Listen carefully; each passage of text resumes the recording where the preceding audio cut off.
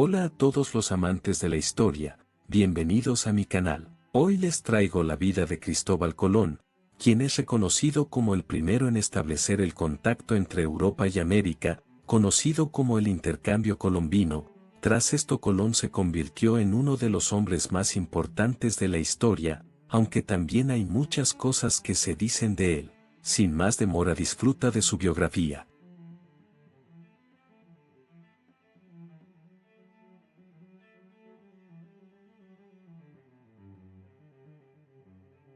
Cristóbal Colón nació aproximadamente en el año 1451, en la ciudad de Génova, en Italia. Fue hijo de Domenico Colón, y de la esposa de este, Susana Fontanarosa.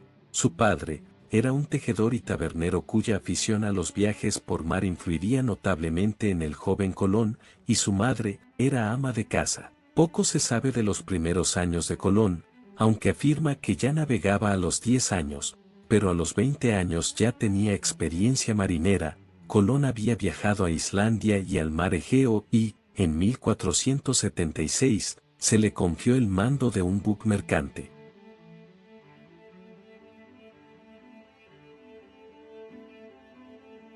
En 1485 Colón ya pilotaba barcos a zonas de la costa de África Occidental al servicio de los intereses comerciales de Portugal. El clima en el que Colón había crecido era muy diferente al de sus padres, ya que los tipos de bienes a los que los europeos estaban acostumbrados ya no estaban disponibles como antes. Las rutas comerciales por tierra hacia Oriente, conocidas en la era moderna como la Ruta de la Seda, llevaban funcionando entre Europa y China desde el año 130 a.C. La Ruta de la Seda constaba de numerosas rutas, algunas de las cuales cayeron bajo el control de uno u otro grupo o nacionalidad en diversos momentos de su historia. El explorador europeo Marco Polo recorrió la Ruta de la Seda y, a su regreso, escribió en su libro los detalles de la misma, lo que sirvió de guía a los viajeros posteriores y les ayudó a establecer las distancias entre Europa y Oriente. La Ruta de la Seda estuvo controlada principalmente por el Imperio Mongol hasta su caída en 1368, tras lo cual el Imperio Bizantino mantuvo el flujo de mercancías en ambas direcciones. Sin embargo, los bizantinos cayeron en manos de los turcos otomanos en 1453, que cerraron las rutas terrestres y dejaron a los comerciantes europeos sin acceso a los productos orientales. En un esfuerzo por restablecer el comercio con Oriente, los mercaderes europeos se hicieron a la mar, iniciando la llamada Era de los Descubrimientos. La Era de los Descubrimientos y su financiación.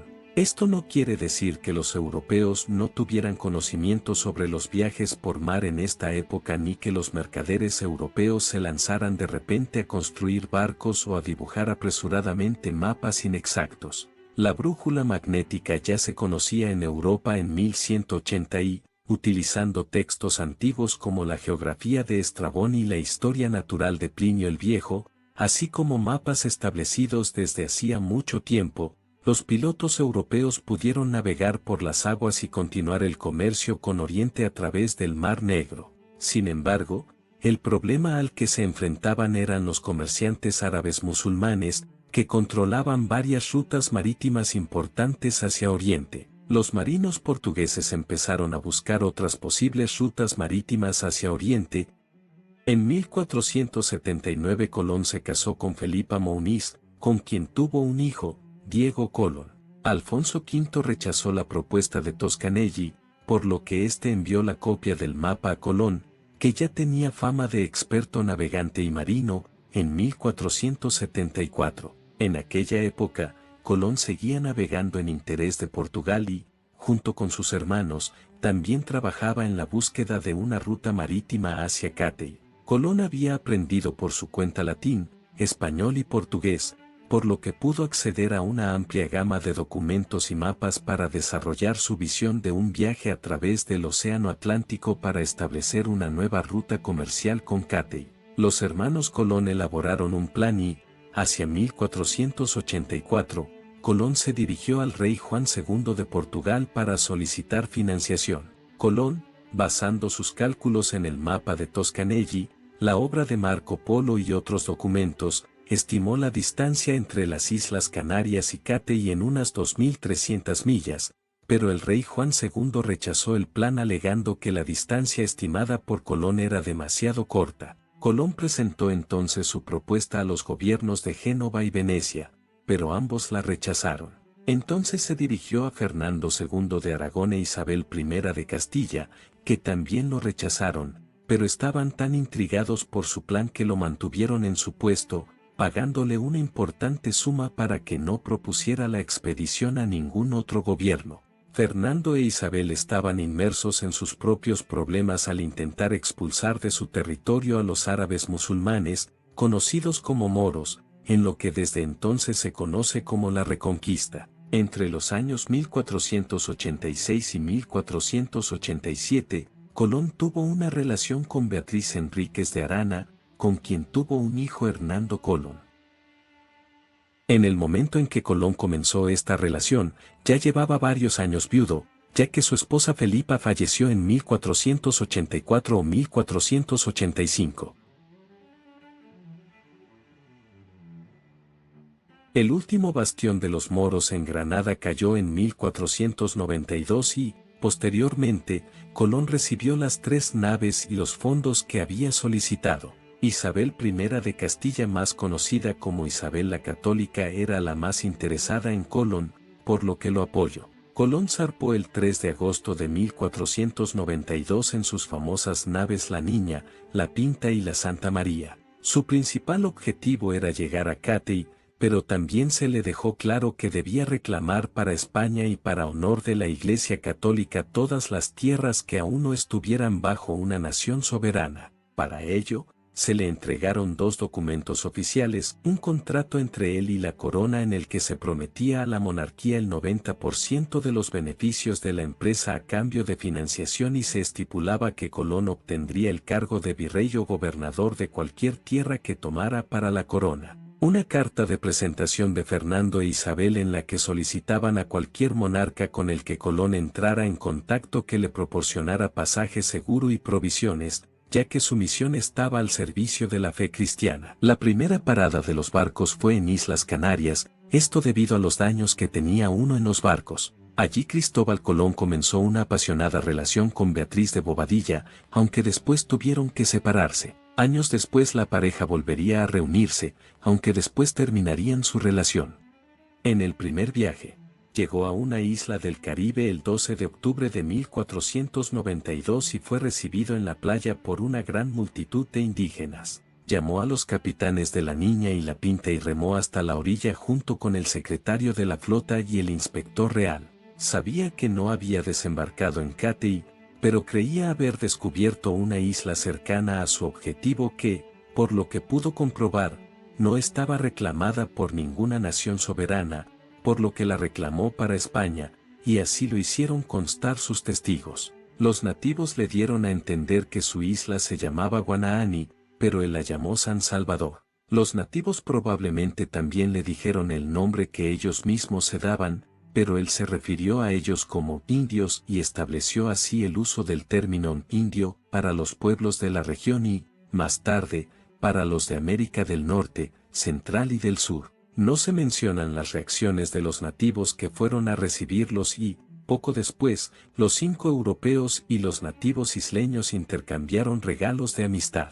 Tras su primer encuentro con los nativos, zarpó en busca de Asia. Exploró otras islas y, tras fundar en Haití la comunidad Fortaleza de la Navidad, el cual fue construido con los restos del barco llamado la Santa María, el cual se hundió, compuesta por 39 de sus hombres, regresó a España, llevando consigo a varios nativos secuestrados, donde la noticia de su descubrimiento se difundió rápidamente. La cristiandad europea se entusiasmó ante la perspectiva de un nuevo mundo de futuros conversos a Cristo y las posibilidades de una riqueza inimaginable, y Colón fue enviado de vuelta, en septiembre de 1493, para asegurar tales posibilidades. Se pensó en esclavizar a los nativos de América, pero la reina, Isabel I de Castilla, no permitió esto, y dijo que los nativos podían ser evangelizados y convertidos al catolicismo. Colón llegó de vuelta al Nuevo Mundo como gobernador de las tierras que había reclamado con una flota de 17 barcos llenos de colonos para establecer comunidades para España,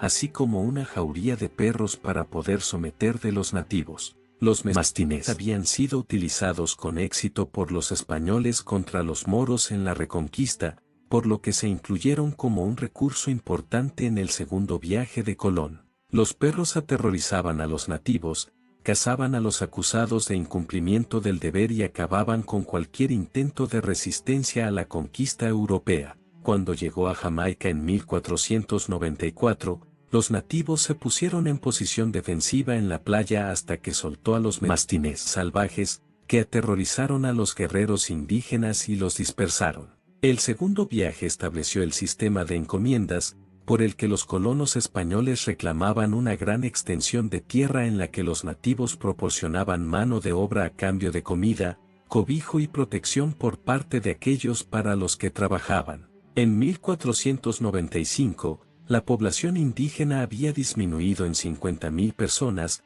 según las obras posteriores de las casas, y aunque muchos estudiosos modernos consideran que esa cifra es exagerada, lo más probable es que sea demasiado baja. Los nativos de la región se vieron reducidos de individuos autónomos con una cultura establecida a esclavos que podían ser torturados o asesinados por cualquier motivo en cualquier momento y sufrieron pérdidas significativas a causa de las enfermedades europeas contra las que no tenían inmunidad.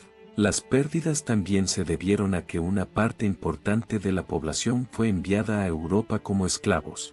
Aunque los europeos ya se habían establecido firmemente en el Nuevo Mundo, Colón aún tenía que encontrar un camino a través de las islas que había visitado hasta entonces y llegar a Cathay. Estaba seguro de que las tierras que había colonizado para España eran extremos del continente asiático, por lo que, tras su regreso a España en 1496, su tercer viaje fue financiado para establecerlo. En lugar de eso, llegó a las regiones de la actual América Central y del Sur. Para entonces, los colonos se dedicaban activamente a capturar y vender a los nativos como esclavos y a maltratarlos a diario. Colón se opuso a este trato y castigó severamente a los colonos, lo que le valió una acusación de tiranía y corrupción, por interferir en las prácticas comerciales, en 1499. Él y su hermano Diego fueron arrestados y enviados de vuelta a España para responder de los cargos. Fueron absueltos por Fernando e Isabel,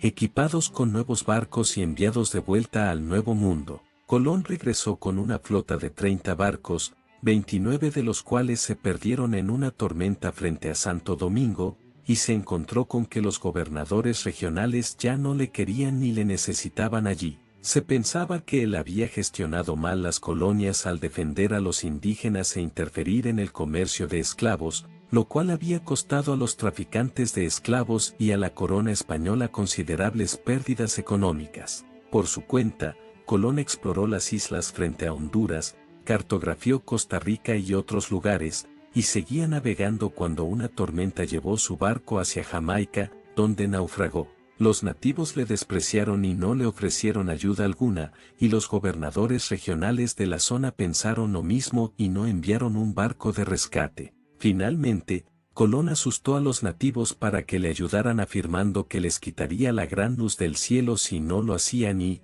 a continuación, predijo con exactitud el eclipse lunar del 29 de febrero de 1504, afirmando haber restaurado la luz una vez prometida la ayuda. Colón y sus hombres fueron rescatados, en gran parte gracias a sus propios esfuerzos, y regresaron a España.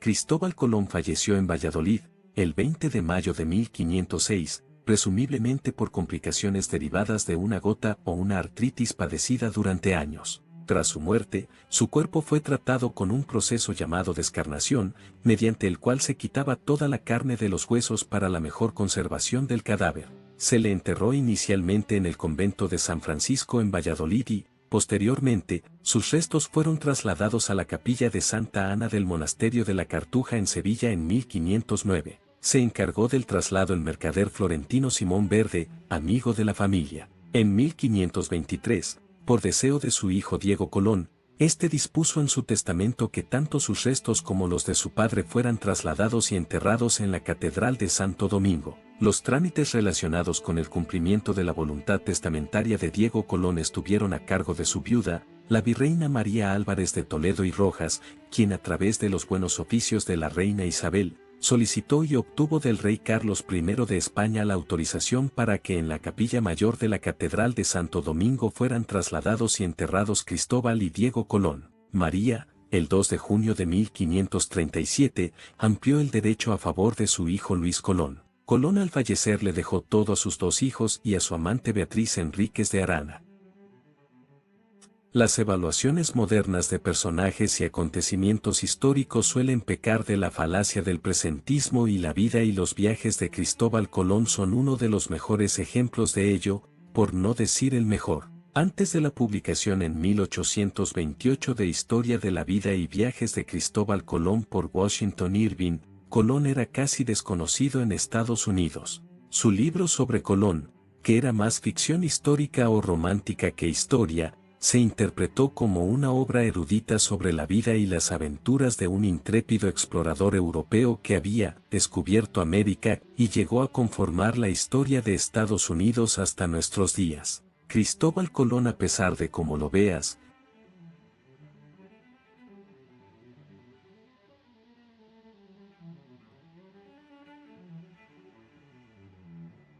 Cristóbal Colón fue un gran explorador, y es una de las figuras más importantes de nuestra historia. La figura de Colón es objeto de mucho debate entre los estudiosos, ya que hay quienes defienden su figura y quienes la detestan. No cabe duda que él fue un mal gobernador y que cometió muchísimos abusos en contra de los nativos, abusos que ni de chiste no eran poca cosa. Ya sea como fuese la postura que tenga cada quien respecto a él, algo de lo que no hay duda es que Colón fue de los personajes más importantes, como ya dije, trayendo un antes y un después en la historia. Me gustaría conocer tu opinión respecto a él. Y bueno gente, espero que les haya gustado este video, coméntenme si quieren más videos como este y qué otras biografías les gustaría ver en el canal. Nos vemos en un próximo video y adiós.